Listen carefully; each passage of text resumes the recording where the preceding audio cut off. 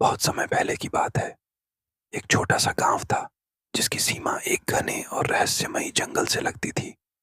उस जंगल को लोग फुसफुसाता जंगल कहते थे। गांव वालों का मानना था कि रात के समय उस जंगल से फुसफुसाने की आवाजें आती हैं, जैसे कोई कुछ कह रहा हो। पर किसी ने कभी यह जानने की हिम्मत नहीं की कि वो आवाजें किसकी हैं। एक दिन गांव के एक साहसी लड़के आरव ने ठान लिया कि वह उस जंगल की सच्चाई पता करेगा। सबने उसे मना किया, लेकिन आरव का हौसला अडिग था। अगली सुबह सूरज उगते ही वह अपनी छोटी सी थैली में रोटी, पानी और एक टॉर्च लेकर जंगल की ओर चल पड़ा। जैसे जैसे वो अंदर गया, पेड़ और झाड़ियां और घनी होती गईं।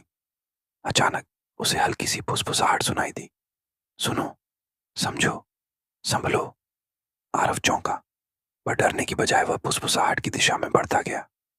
थोड़ी ही दूर पर उसे एक पुराना पेड़ दिखा जिसकी जड़ें बहुत फैली हुई थीं।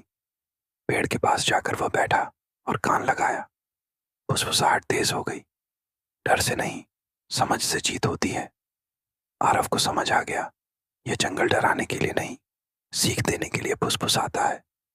हर आवाज, हर फुसफुसाहट में जीवन की कोई सच्चाई छुपी है। उसे यह भी एहसास हुआ कि लोग जंगल से इसलिए डरते हैं क्योंकि उन्होंने कभी उसकी बातें सुनी ही नहीं। आरव वापस गांव लौटा और सबको बताया कि जंगल एक शिक्षक है जो बोलता नहीं, फुसफुसाकर सिखाता है। तब से गांव के बच्चे समय समय पर जंगल में जाते, ध्यान से सुनते और जो भी संदेश उन्हें मिलता उसे अपने जीवन में उतारते। और इस तरह फुसफुसाता जंगल एक डरावनी जगह से एक प्रेरणादायक स्थान बन गया, जहां पेड़, पत्ते और हवा खुद ज्ञान का पाठ पढ़ाते थे। सीख, कभी कभी जो चीजें हमें डरावनी लगती हैं वे असल में हमारे सबसे बड़े शिक्षक बन सकती हैं, अगर हम उन्हें ध्यान से सुने।